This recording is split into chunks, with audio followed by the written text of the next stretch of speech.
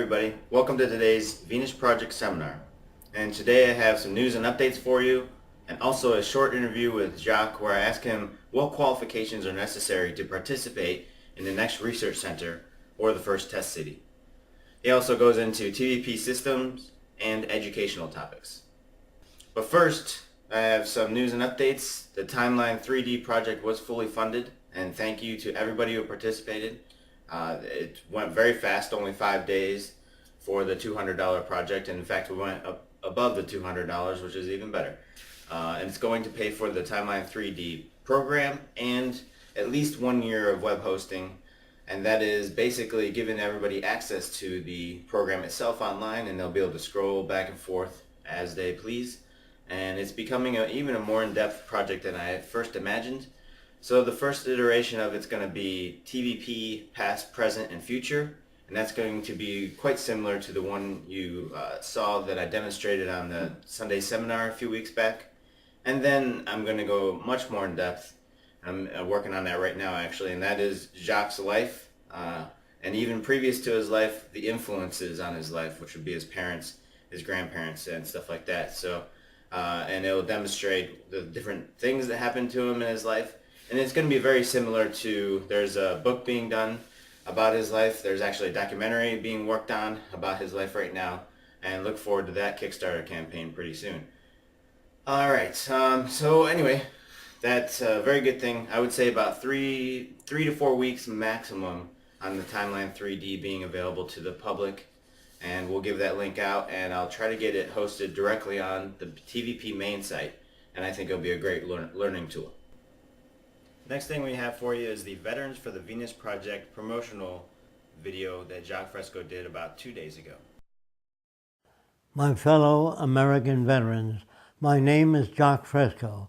I served in the Army Air Force at Wright Field, Dayton, Ohio, from 1942 to 1944 in the Design Development Laboratories, where we worked on many different drawings of new aircraft. And I developed a new type of wing structure, and the Army patented that wing structure. I was greatly influenced by President Dwight D. Eisenhower, and he said that war settles nothing. And I was also influenced by Smedley Butler, who wrote a book called War is a Racket. He said, "For a very few, this racket, like bootlegging and other underworld rackets, brings fancy profits. But the cost of operations is always transferred to the people who do not profit." And this is what bothers me. I think that when you draft people or you ask people to volunteer their service and offer their life for their country, that you ought to draft all the war industries so no one makes a profit out of war. This is the way I see it, but I don't see it as private gain. I believe World War II caused a lot of deaths among military people who really believed they were fighting a war that was plausible. And there was reason for joining the Army, to try to save our country. But I think that the propaganda that they received was so great that it made them want to serve in the Army. I feel that all the stories have not been told. And I think that Dwight D. Eisenhower plus Smedley Butler tried to tell us about war. So vicious was this war propaganda that even God was brought into it. With few exceptions, our clergymen joined in the clamor to kill, kill, kill. To kill the Germans. God is on our side. It is His will that the Germans be killed. And in Germany, the good pastors called upon the Germans to kill the Allies, to please the same God. Beautiful ideals were painted for our boys who were sent out to die. Instead of a Pentagon in Washington, we ought to have a Pentagon of social engineers who try to bridge the difference between nations rather than develop killing machines. I'm very much against developing weapons of war. I'm very much against the murders of war. I would rather spend our time bridging the difference between nations and seeing where we can work together, what we have in common, and work that out.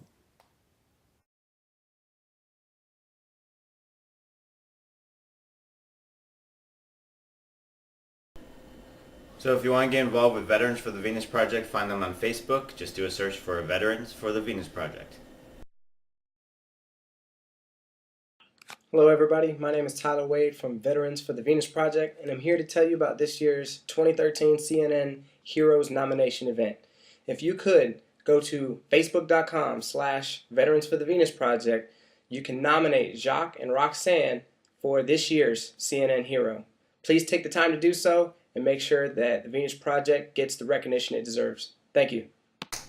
Alright, so next up is, I went to the Venus Project last week and we did an interview with them, and I was asking them some questions, but basically the main question is this first topic, which is what are the qualifications to get into or participate in or assist the next research center or the first test city? And here are the responses. For people to be included in the new research center or the first test city? They should be very well informed on the use of computers, laptops. They should be capable of generating 3 views to buildings. They should know architecture. And they should be capable of understanding and servicing computers to a certain extent. They should be students of automation and very good at basic science. They should be exposed to basic science, human behavior, sociology, city planning. But the city planning of the Venus Project would be different than conventional planning in that the city would be round in design so that you can, if you have a shopping center, you would have areas that you park your car if you wanted to buy a camera. If you wanted to buy clothing, you'd park in another area. On the outside of the building, there would be areas marked off telling you what you can buy in different areas. So not all parking is in the same place. It's all around the center. Talking more about the specific needs of that first research center, like this thing, but the next version of it, where it'll be we 1/8 need of the city, mechanical. which is being designed. We need mechanical engineers, planners, structural engineers, architects, and literary people that can write about this sort of thing. So it makes it very clear to people exactly what the Venus Project is. If they deviate from the Venus Project, I can't assume responsibility. Then they're going off in another direction. Right. And I will tell them that's not the Venus Project. It's your particular interpretation of it. All right, and then we talked about needing the needs of a media center in that first place to continue the educational aspects, to continue the documentaries, continue the. I would say what we're doing in the first center, the first city or the first research center, is we need people in the sciences that would be producing CAD drawings, designing the next city, and producing materials and products to go within the city itself, the initial city, the research center. Then we would have, we're talking about having about 3,000 students, so it would be a learning center. We'd also need a large area to produce media, to disseminate information and work on information about the Venus Project in all different forms, in gaming, in literature, as Jacques says, for magazines, for newspapers. We would have our own newspapers. We would have our own TV shows live. We would make movies, make films, so we'd have a good production studio there as well. So we need animators and editors and everything that goes along with that. Gotcha. That's true. I think that in order for the system to work, you have to have a procedural system already worked out. And that procedural system is designing things that use less material. If all the buildings are standard surrounding the central dome, you save a lot of energy and a lot of waste. But if every building is a different size with different windows and different doors, the cost goes way up in designing a city. So the city system itself has to have All areas planned in advance. The architectural designs, the materials they're made of, the reason for that type of structure. In other words, if people go ahead and design circular cities, that's all right, so long as each element is the same as the other elements. So we only have to design, in this case, 1/8 of the city and then reproduce it all around so you have a circular city. There's a planning center, which is computerized systems for doing drawings and presentations of the research lab. They're basically the same. All research labs consist of, top view, the letter C would look like the letter C, and they'd be alongside of one another. And they would be subject to the type of research that goes on in each sector. Now the researchers would share ideas. They would not keep the ideas to themselves. They would share ideas with members of the community. The main thing is training students to present the concepts of the Venus Project without getting into arguments with people. Merely describe what the Venus Project is. If they don't understand it, come at them another way, but don't get into an argument about it. If they want to argue about it, just drop it. I got you. So, yeah, one of the aspects of the education system there would be teaching students... Talking to children as you would talk to adults. You don't talk about a Mickey Mouse Club. You talk about the real world, how plants grow, how we depend on nature. We're not separate from nature. We're not immune to learning new things. So I would say that people exposed to the Venus Project study basic science, introduction to agriculture, introduction to our relationships in nature, introduction to how nature works, how thunderstorms are produced, how rain is produced, so children have answers to these questions instead of it's raining. They will understand what makes it rain. They will understand how the sun evaporates water, and the water gets up as fine particles that travels up and it moves, called the Brownian movement, while it's moving up. Then when it gets cooler, the small drops condense into larger drops, and the larger drops fall when the temperature is lower. And that is rain. And what makes a tsunami? Sometimes the winds, sometimes underwater eruptions may make a high wave, and that wave collapses, pushing the water up all around it. Children will be introduced to science, not baby talk. They won't want things that are simple. Children are very curious. They want to know a lot of things. What makes a person angry? Why do they get into fights? What makes war? These children have to be schooled in every area that they ask questions in. And they will behave like little adults. They will talk about things saying, I don't have enough information to make a decision in that area. I'd have to look into it more and learn more about it. At present, I'm not qualified to make those decisions. The children would talk like that. And I would say, well, why don't you, if a guy insults you, don't you want to hit him? Say, now what would that accomplish? That wouldn't change their way of thinking. So getting into a fight or an argument does not change people's way of thinking. You have to work on them and give them the scientific method so they can test things out, and by their deductions after the experiment. They say that it seems to me that this occurs because of that. They don't say positively. It seems to me, from my experience, this is what makes that occur. They're not positive about anything.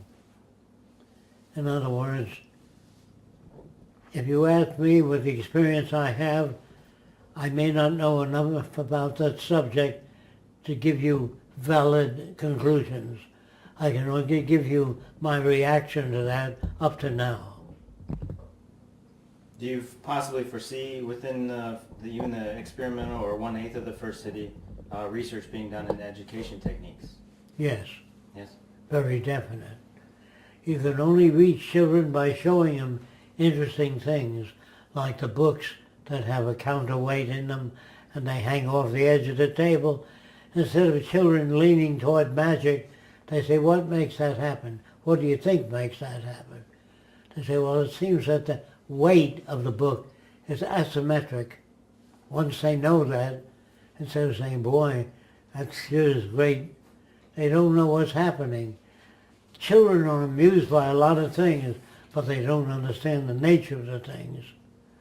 And they would have to understand what makes rain, tsunamis, earthquakes. They'll have to understand how the earth builds up into a mound, and then the earth shakes. They'd have to understand pre-earthquake conditions. They would have to understand how a hurricane tears a wooden roof off a building by drag and aerodynamic principles. So the buildings of the future would be designed not to be, no, you'll have to do that first. It has to go under the shoulders. You have to do that first. No, that thing has to go under the, And then you put the counterweight there. Yeah. And with No. the kids, yeah. So me referring to it as experimental education, it actually is Like that. degrading it a bit. It's not experimental. Demonstration only. Mm-hmm. Without demonstration, they might imagine their own views. So if you show them something specifically, they will know exactly what you mean. There's a counterweight in the head, not in the feet. Gotcha. And when he kicks that jar away from the feet, the kids are amused by how that hangs over. But they will know that it's a weight distribution problem. It's basic physics. Yes. And I think that's one of my attitudes is They that have to be introduced to that instead of saying, gee, that's a good trick. I want them to know what they're talking about. I liken the concepts of resource-based economy and a whole social design to astrophysics. And we're trying to talk to these aspects about people who don't even have the basics of physics. And they do ask and, questions like, what if an individual comes up that's very different? Well, how can that happen? How can a uniform environment produce an individual? Unless they've been exposed to many different environments, then they'd be an individual.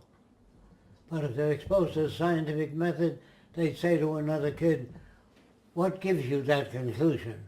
How did you arrive at that? Instead of saying, gee, I've learned something new. They would thank the kid and ask for recommendations to get more information on that subject. That would be You interesting to understand? see. Children would be very different than they are today. They would not be aggressive. They would not say, hey, you, I can run faster than you, because that would prove nothing, even if they did run faster than you. Or I bet I can fight you. That wouldn't prove anything. But if they say, I've found a new formula in geometry, I wish to share it with you, I'd like to know what you think of it. They will be more like that, more like sharing ideas and examining things more closely, saying, gee, I never thought of that aspect. I'd like to look into it more.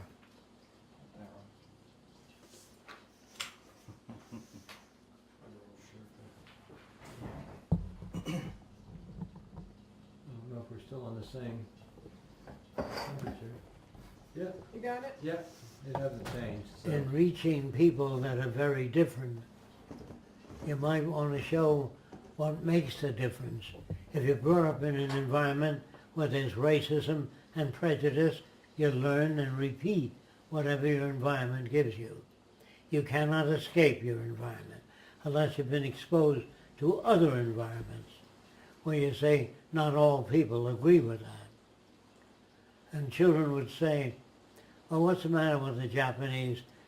Can they see things differently than we do due to the slanted eyes? No, they don't. Do they hear differently? No, they don't. They will pick up whatever language is used in their community and whatever the values are of that community. but they cannot create a set of values different in their community unless they've traveled. That's what I mean by the environment is a major factor. Now there may be things like certain chemicals you can take that may increase your memory, but the memory be related to the environment you come from. So some people may have a better memory than others, but that is due to genetic makeup. In other words, some people can be rewarded for asking questions, which is a good thing. But if the questions are based upon ego, I ask a question that you couldn't answer. You know what I mean? To surrender the ego in exchange for sharing ideas. We don't have need for ego. We don't have need for winning an argument. We don't have need. We do have need to understand. And if a person seems to understand, listen to them. If they don't give you sufficient information, say, there's a lot of questions I'd have to ask. And you ask those questions. And if the person can't answer them, you might go to the library and look it up as best you can, or on your laptop. Now, if you started to teach children, if all parents began teaching their children these steps today... Parents have to be taught that. Okay. In other words, when I visited the Klan, they said, the Ku Klux Klan I'm talking about, when I visited them, they said, you're a smart guy, what do you think of the Klan? I didn't tell them what I thought of the Klan. I just said it's a great idea, but it doesn't go far enough. That gets their ear. If you attack them, you lose them. If you say you have 4 wives in your country, that's wrong. You should have 1 wife. That's trying to superimpose the value system that you learned on another culture. You never do that. You say, do you get along fairly well with 4 wives? He says, oh yes, all the women are trained to obey me. I see. But then that decreases creativity on the part of women. Would you say that? And they say that men are more creative than women because they're given a wider range. Like I said before, when I was a kid, we had an enormous range. We can do many things without our parents interfering. Say, well, he's a boy. And if girls are brought up with a limited range, they can only produce limited information.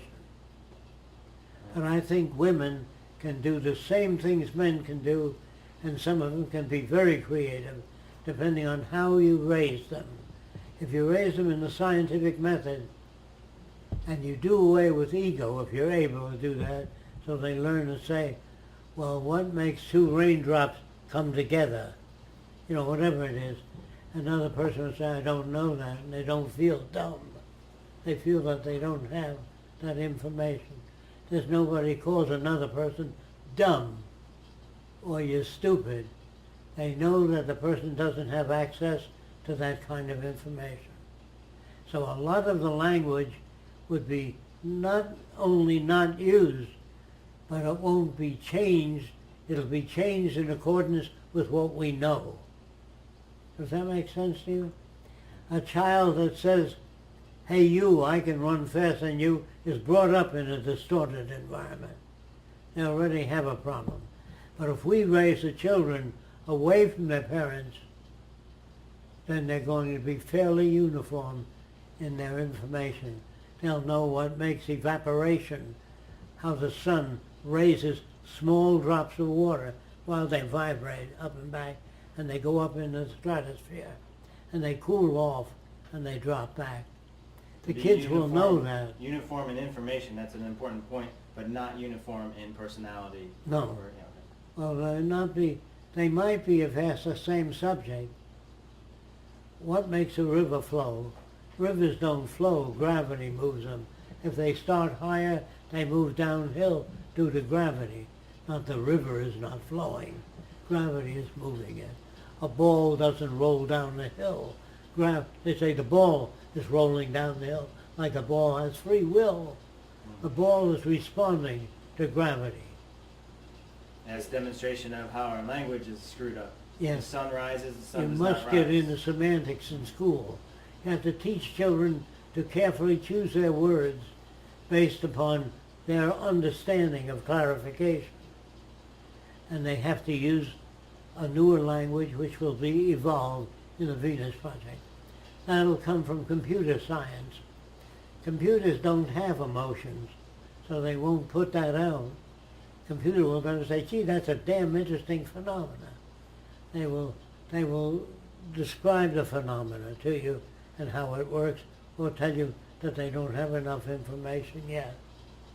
So there's no room for computers or automation to take on emotions. I'm very glad that you read my book. No, they don't have that. They said, did you read that book? Did you get anything out of it? What did you get out of it? That type of thing. But not angry. Anger doesn't produce anything useful on the part of a human being. When they get angry, they're motivated to shut you up or punch you or make fun of you. In the future, that would serve no purpose, so language would evolve in relation to behavior. But Jock, I was going to ask you a question. You remember in that there was some book that talked about computers and heuristic learning systems, you know, that would mimic human responses. So No. do you That would be detrimental. If you gave humans, they wouldn't put it in other words. It would be too, by Yeah. that point they'd realize it would there's have no information. Yeah, it wouldn't be See, useful. emotions means when a guy says to a girl, I like you, or I love you, can I see you again? That wouldn't occur to a computer. Well, what is your definition of heuristics then? Of a Well, you know, they use that I word would heuristic. do away with the word and come up with environment and how it shapes behavior. If you don't go into how the environment shapes behavior, then you're leaving a lot out to be speculative. And children don't speculate in the future. So I don't have enough information in aerodynamics to discuss the subject intelligently. They will know what they lack, and they will know where to find out if they want to know. Don't ask Uncle Harry. In other words, Uncle Harry says this or that. That would not be valid. If you brought up children to be more scientific, they wouldn't get along with their parents. There'd be a lot of problems. So you have to take the children away from the parents, or you have to send them to school where the parents are not present. And you tell the children, your parents were brought up in a different environment. In Australia, they speak with an Australian accent. If they're brought up in England, they speak with an English accent. If they come to America, they speak American accent. See, that's more of an accelerated education system, because Yes, in today's there is. society, You don't wait till the children grow up and then begin to teach them something different. You start with Jack and a beanstalk and you've loused them up already. I mean, more specifically, if you start to teach children this today, it will take generations for them to grow out of a lot of these things. And what Yeah. you just described, where you have a community type of education system where they are away from their parents with those Yes. supposed aberrant behaviors, you can have more accelerated type of education of Yes. the children. But you can't do that with parents today. You have to have the parents agree to send them to summer camp. And people get scared of this concept, but they do Yes. it every summer. They do it when their children go to college. And the It's children- not, They go to private school, Exactly. overnight private school and college, right? Remember, at summer camp, the children are taught that their parents came from Czechoslovakia and their language is as primitive as early Czechoslovakian language, and that they're brought up with a value system that differs from the one you've learned. So you must understand that. Don't attack your parents. Understand them. We're looking for understanding, not the ability to say, Dad, you've got it all wrong. You say, Dad, are you interested in what makes it rain? And the child might explain it to Dad. Alright guys, that's all we have time for today, and we'll get out of here. Thank you for watching, and thank you for everybody who's helped out with this show. Next week's show, I should like I said, talk about more, or should show some more of the interview with Jacques and Roxanne when I went there last week. And there's a few more interesting things that come up. And I think that's about it. So thanks for watching. We'll see you next week.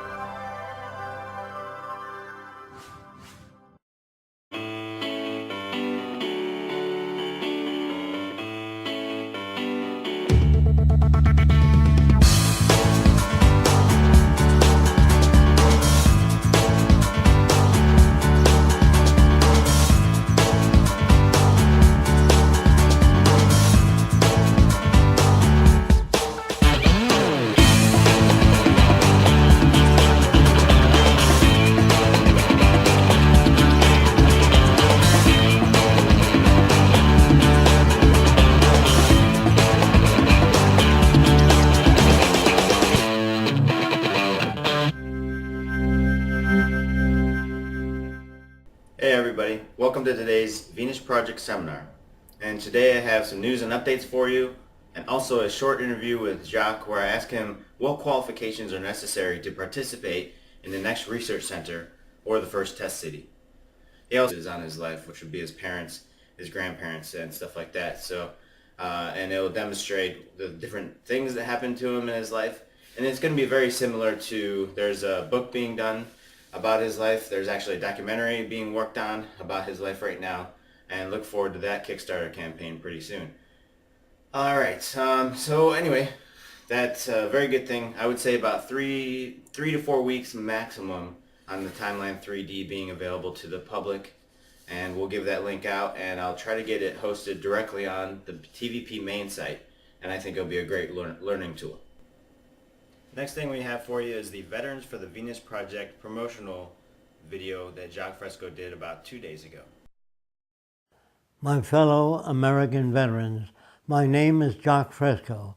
I served in the Army Air Force at Wright Field, Dayton, Ohio, from 1942 to 1944. This is the way I see it, but I don't see it as private gain. I believe World War II caused a lot of deaths among military people who really believed they were fighting a war that was plausible. And there was reason for joining the Army, to try to save our country. But I think that the propaganda that they received was so great that it made them want to serve in the Army. I feel that all the stories have not been told, and I think that Dwight D. Eisenhower plus Smedley Butler tried to tell us about war. So vicious was this war propaganda that even God was brought into it. With few exceptions, our clergymen joined in the clamor to kill, kill, kill. To kill the Germans, God is on our side. It is His will that the Germans be killed. And in Germany, the good pastors called upon the... Also goes into TVP systems and educational topics. But first, I have some news and updates. The Timeline 3D project was fully funded, and thank you to everybody who participated. It went very fast, only 5 days for the $200 project, and in fact we went up above the $200, which is even better. And it's going to pay for the Timeline 3D program and at least 1 year of web hosting, and that is basically giving everybody access to the program itself online, and they'll be able to scroll back and forth as they please. And it's becoming even a more in-depth project than I had first imagined. So the first iteration of it's going to be TVP past, present, and future, and that's going to be quite similar to the one you saw that I demonstrated on the Sunday seminar a few weeks back. And then I'm going to go much more in depth. I'm working on that right now actually, and that is Jacques' life, and even previous to his life, the influence. 44 in the design development laboratories, where we worked on many different drawings of new aircraft. And I developed a new type of wing structure, and the Army patented that wing structure. I was greatly influenced by President Dwight D. Eisenhower, and he said that war settles nothing. And I was also influenced by Smedley Butler, who wrote a book called War is a Racket. He said, For a very few, this racket, like bootlegging and other underworld rackets, brings fancy profits. But the cost of operations is always transferred to the people who do not profit. and this is what bothers me. I think that when you draft people or you ask people to volunteer their service and offer their life for their country, that you ought to draft all the war industries so no one makes a profit out of it.